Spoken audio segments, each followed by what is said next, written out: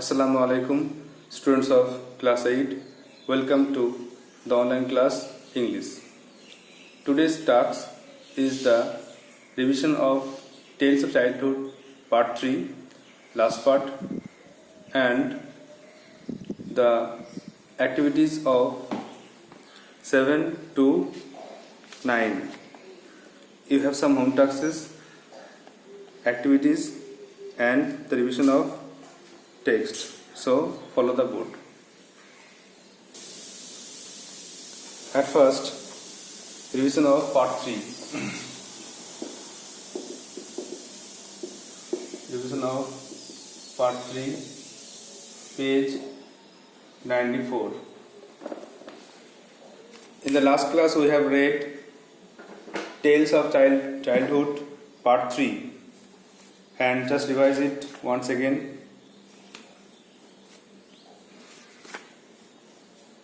Ninety পেজে আমরা আগেদিন পড়লাম যে অন্যদিকে আমার স্পষ্ট মনে আছে সেই যাত্রাটা যেটা আমি করতাম স্কুল থেকে বাড়ি থেকে স্কুল, আর সেটা ছিল প্রচণ্ড মজার, কারণ ছিল প্রচণ্ড উত্তেজনাপূর্ণ।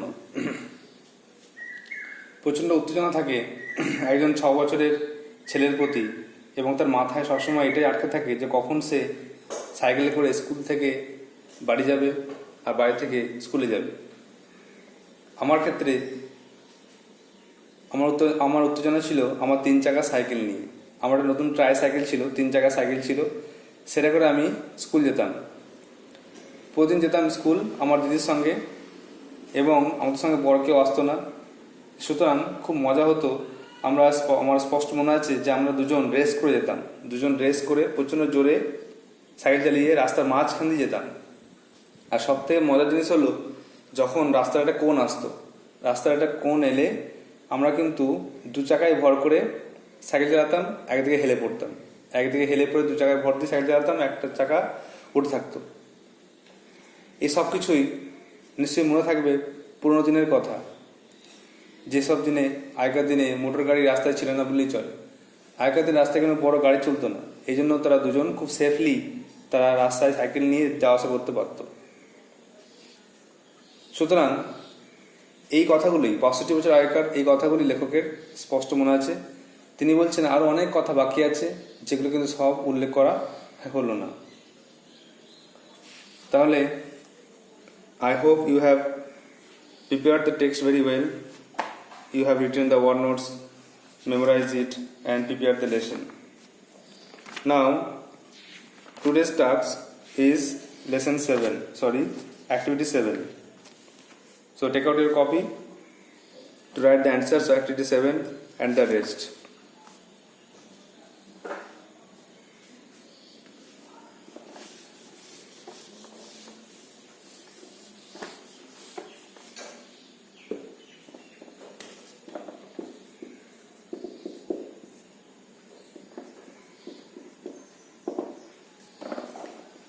দেখো lesson 10, Tales of Childhood, activity 7. Number 1, what was the name of the narrator's first school? লেখকের প্রথম স্কুলের নাম কি ছিল? তাহলে এখানে লেখকের প্রথম স্কুলের নাম ছিল দ্য এমটি হাউস। তো লিখতে হবে the name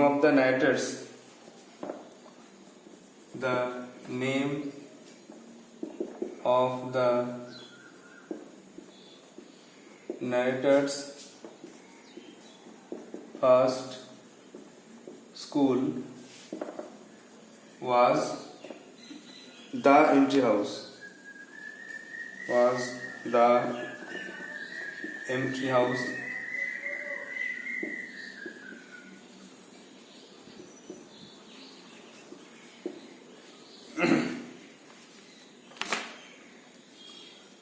Now B.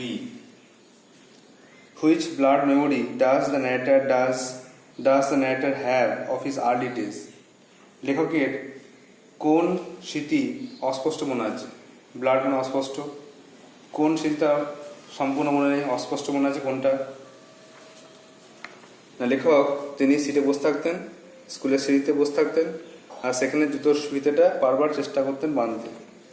এটা লিখতে হবে 93 পেজ থেকে অ্যান্সার লিখতে হবে। তাহলে শুরু করে হবে the narrator has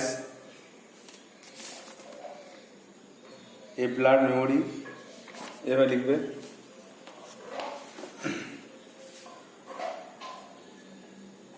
The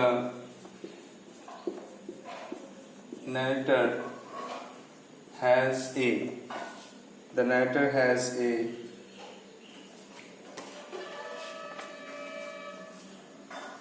blurred memory, অস্পষ্ট স্মৃতি মনে আছে তার, of sitting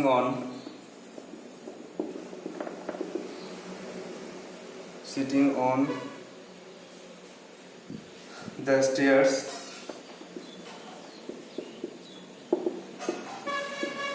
and trying over and over again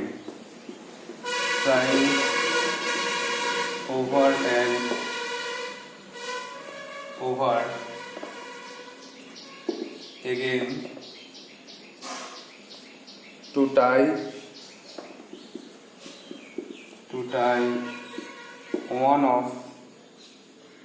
one of his shoelaces. তিনি একটা জুতোর ফিতে বারবার বাঁধতে চেষ্টা করতেন, আর এটাই তার অস্পষ্ট মনে আছে যে তিনি সিটে বসতেন আর জুতোর ফিতেটা বারবার বাঁধতে চেষ্টা করতেন। নেক্সট দেখো number C. How did the narrator enjoy his journeys to and from school? লেখক কিভাবে তিনি জার্নি করতেন, স্কুলে যেতেন, স্কুল থেকে ফিরতেন, কেমন করে তিনি স্কুল যেতেন, স্কুল থেকে ফিরতেন। তো অ্যান্সারটা দেখো 94 পেজে আছে। তিনি কিন্তু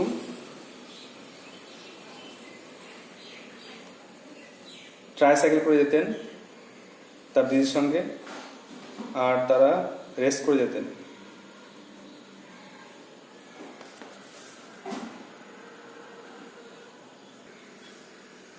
আনসার লিখতে হবে দ্য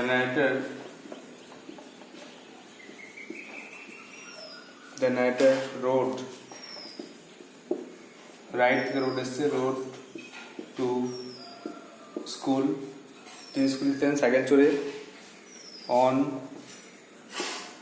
হিজ নিউ ট্রাইসাইকেল, তার নতুন ট্রাইসাইকেল চেপে, every day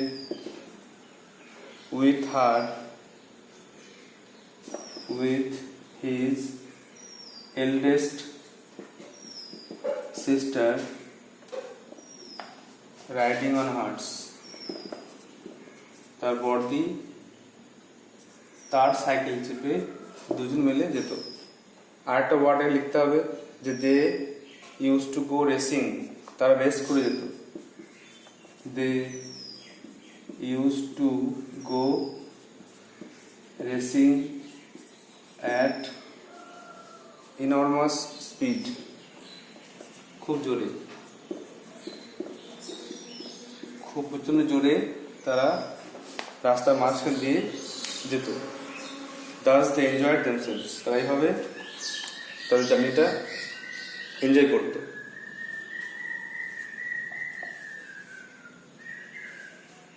দাস লিখতে বলো, এভাবে দাস দে এনজয়েড দ্য জার্নি, এভাবে তারা জার্নিটা এনজয় করতো। একটু বড় হলো যেহেতু কোশ্চেনটা একটু বড়, ইনফরমেশন দিয়ে লিখতে হবে, এই জন্য একটু বড় হলো।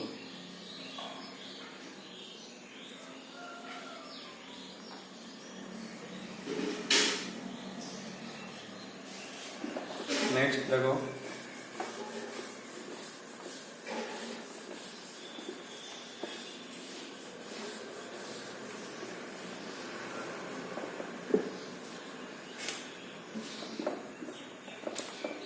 শব্দ ডি দেখো, ইটস নট মাচ, এটা বেশি কিছু নয়, but it's all that is left, কিন্তু এখন অনেক কিছু বাকি। Why according to the you did the narrator make this comment, তোমার মতে কেন লেখক এই কথাটা বললেন যে এখনো বেশি কিছু বলা হয়নি, সব কিছু বাকি? তাহলে অ্যান্সার লিখতে হবে, আই থিঙ্ক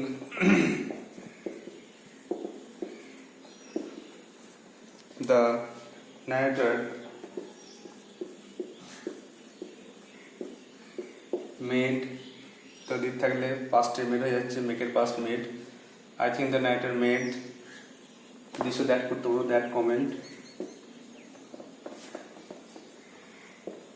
এই কমেন্টটি করেছিলেন বিকজ, কারণ হি রিকল্ড, তিনি স্মরণ করেছিলেন, few memories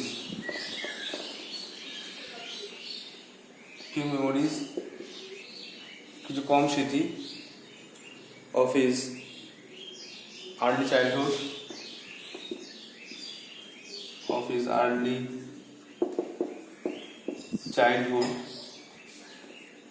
and many memories are still left, আর অনেক স্মৃতি এখন অনেক বাকি আছে।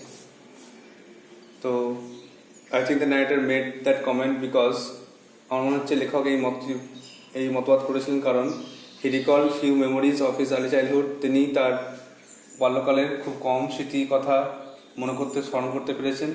And many memories are still left, এখন অনেক স্মৃতি বাকি আছে, স্মরণ করার জন্য আরও কিছু বাকি আছে, যেগুলো সব তিনি উল্লেখ করতে পারেনি বা স্মরণ করে লিখতে পারেনি।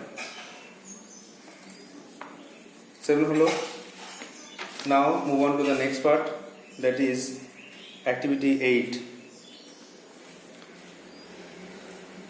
Activity 8, A, B, C, D and 9. দেখো activity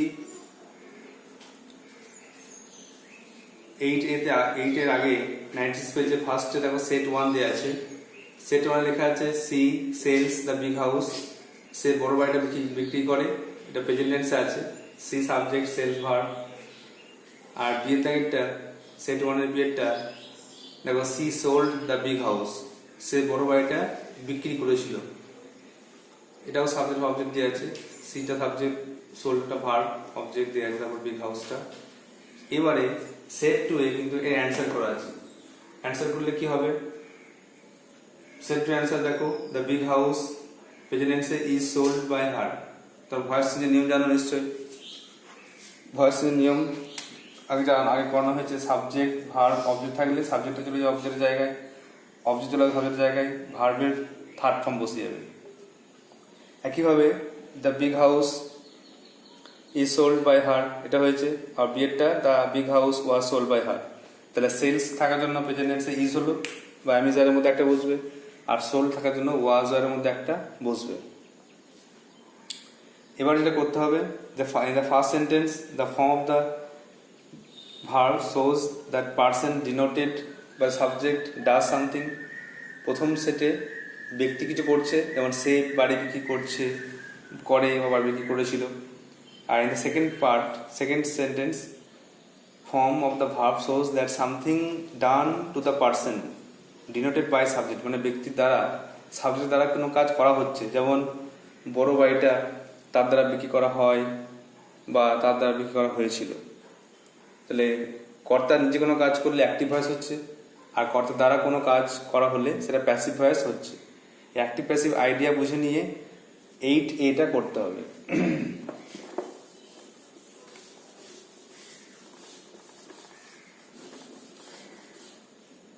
I hope you have got the idea of active and passive voice. So let's start doing it. Activity 8A বলছে, in the following sentences, নিচের বাক্যগুলিতে Underline the verb forms which show that the person denoted by the subject does something. দাগ দাও সেই অংশটা যেটা যেটা subject কিছু করছে, কর্তা কোনো কাজ করছে, সেই ভাবটা দাগ দাও।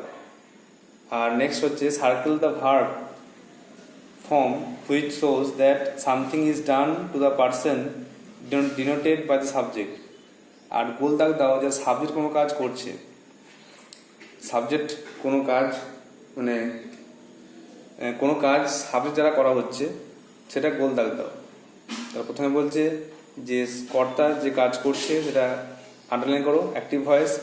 আর কর্তার দ্বারা যখন কোনো কাজ করা হচ্ছে বা কোনো কাজ যখন কর্তার দ্বারা করা হচ্ছে তখন সেটাকে প্যাসিভ ভয়েস বলে মনে করে সার্কেল দাও। দেখো উপরে ব্লু কালার ইউজ করা হয়েছে অ্যাক্টিভ ভয়েস বোঝানোর জন্য, আর নিচে সেটা রেড কালার হয়ে গেছে প্যাসিভ ভয়েস বোঝানোর জন্য। আমাদেরকে এই ব্লু কালার যেগুলো আছে অ্যাক্টিভ ভয়েস সেগুলোকে করতে হবে আন্ডারলাইন, আর যে রেড কালার যেগুলো আছে সেগুলোকে করতে হবে সার্কেল। তোমার নিজেরা অনেকে হয়তো করেছো, এটা শুধু মিলিয়ে নাও। তাহলে 8 এ অ্যাক্টিভিটি 8 এ এক একটা দেখো সি সিংস এ সং। তাহলে সি সিংস শুধু অ্যান্সারটা লিখছি, সে গান গায়, এখানে সিংসের তলায় আন্ডারলাইন যদি এটা অ্যাক্টিভ ভয়েস। আবার প্যাসিভ ভয়েসে এটাকে যদি প্যাসিভ করা হয় a song is sung by her, তাহলে ইজ সাং প্যাসিভ ভয়েস হয়ে গেল ইজ সাং, এটা কিন্তু প্যাসিভ ভয়েস। ইজ সাংটা প্যাসিভ ভয়েস, তো এখানে এটা হয়ে গেল আন্ডারলাইন সার্কেল করতে হবে, যেহেতু প্যাসিভ ভয়েস এটাকে সার্কেল করতে হবে। নেক্সট দেখো 3 নম্বর, হি ড্রিউ এ পিকচার, সে এক ছবি এঁকেছিল।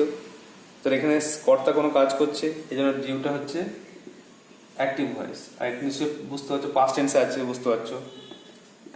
আর 4 নম্বরে দেখো a picture was drawn by him, একটা ছবি তাদের আঁকা হয়েছে। তাহলে এখানে ওয়াজ ড্রন এটা প্যাসিভ ভয়েসে আছে, এখানে ওয়াজ ড্রনটা লিখে ওয়াজ ড্রনটা করতে হবে সার্কেল। তাহলে এখানে দেখো একটা অ্যাক্টিভ ভয়েস একটা প্যাসিভ ভয়েস পরপর দেওয়া আছে, অ্যাক্টিভ প্যাসিভ পরপর দেওয়া আছে, এটা বুঝে লিখতে হবে। নিচে কিন্তু এবার ব্যাখ্যা করে দিয়েছে, লেটস লার্নে ব্যাখ্যা করে দিয়েছে যে the verb form that you underline are in active voice, যদি দাগ দিলে আন্ডারলাইন করলে সেটা হচ্ছে অ্যাক্টিভ ভয়েসে আছে। আর verb form that you circle passive voice, যেটা গোল করলে সেটা কিন্তু প্যাসিভ ভয়েসে আছে। The active voice is form of the verb which shows that person denoted by subject does something, মানে ব্যক্তি কোনো কাজ করলে সেটা অ্যাক্টিভ ভয়েস হচ্ছে। আর passive voice is the form of the verb which shows that something is done to the person denoted by subject, subject কোনো কাজ করছে সেটা বোঝানো হচ্ছে, এই জন্য এটা প্যাসিভ ভয়েস হচ্ছে। তো এটা ভালো করে বুঝে অ্যান্সার লিখতে হবে। নেক্সট যা করেছে 8b, আইডেন্টিফাই করতে হবে voice of the following sentences and fill the table given below, নিচে টেবিল করতে হবে 8b তে।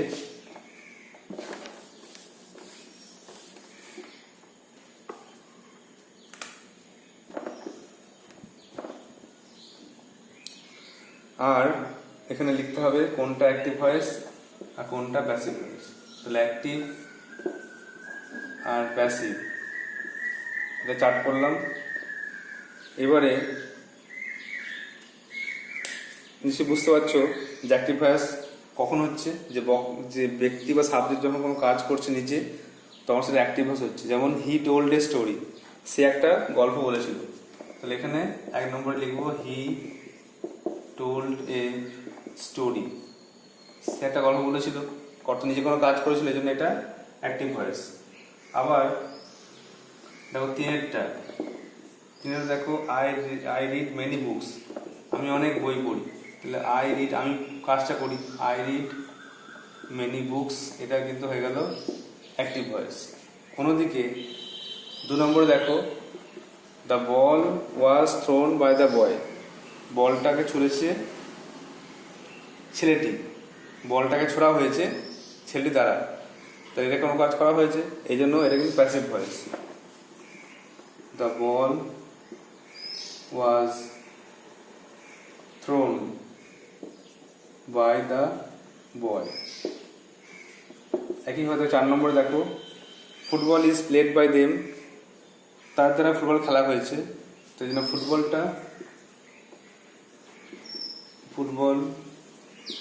ইজ প্লেড বাই দেম, এটা হলো প্যাসিভ ভয়েস।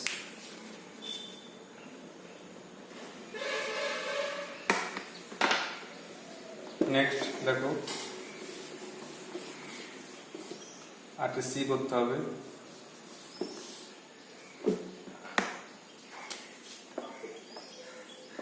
আটে সি এ বি পার্ট করা আছে, কলাম এ আর কলাম বি।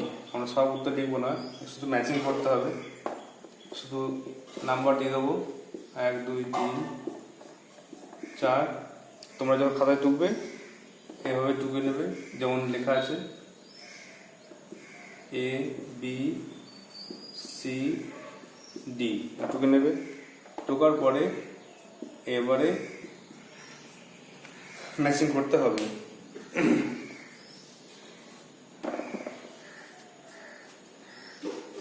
দেখো প্রথমে রুমিতা, এটা বলছে match column A with B, match করতে হবে। Rumita made a paper boat, Rumita একটা কাগজ নৌকা তৈরি করেছিল, তাহলে এখানে প্যাসিভ ভয়েসে লিখতে হবে a paper boat was made by Rumita, তাই জন্য একের সঙ্গে সি এর ম্যাচিং হবে। 2 নম্বরে আই নো দ্য ম্যান, আমি লোকটাকে চিনি, প্যাসিভ ভয়েসে the man is known to me, লোকটি আমার চেনা, তাহলে প্যাসিভ ভয়েসে কিন্তু ডি এরটা ম্যাচিং করতে হবে। এটা কিন্তু ভয়েস নিয়ে করা আছে, একবারে active voice passive voice practice revision ভাবে হয়ে যাবে।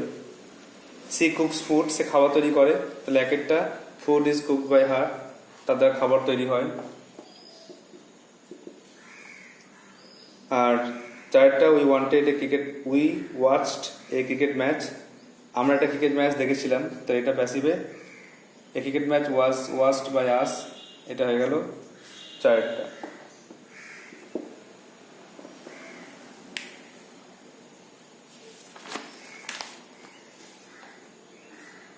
নেক্সট দেখো অ্যাক্টিভিটি 8 ডি,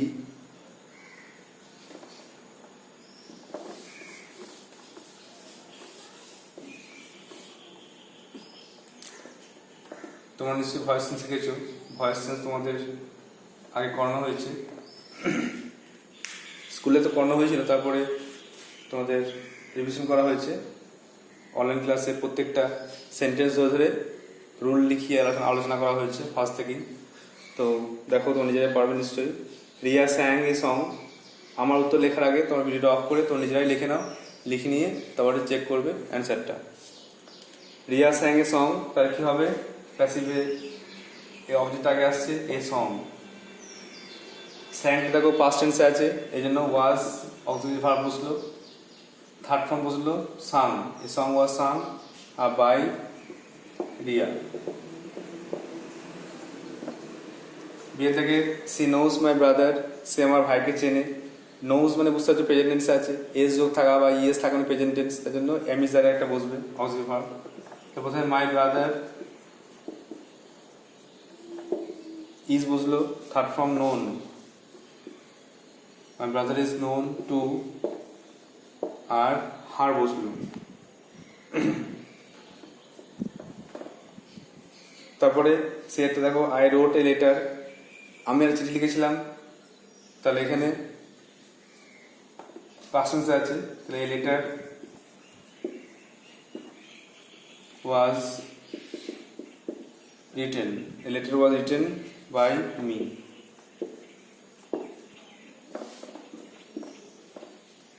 ডি দেখো দে ক্লিন দ্য ক্লাসরুম, তারা ক্লাসরুমটা পরিষ্কার করেছিল, এটা কিন্তু প্যাসিভ ভয়েসে করলে ক্লাস টাকা আসবে দ্য ক্লাসরুম।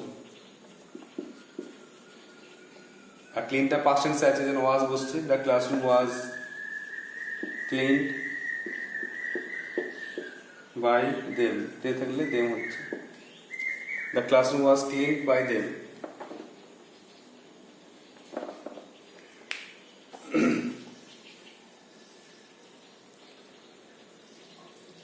এটা হয়ে গেল ফার্স্ট চেঞ্জ।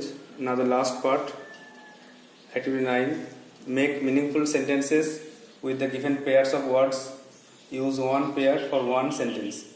একটা সেন্টেন্সে একটা পেয়ার দিয়ে মেক সেন্টেন্স করতে হবে।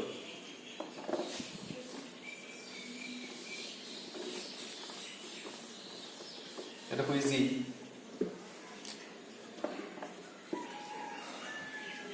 দেখো এটা হচ্ছে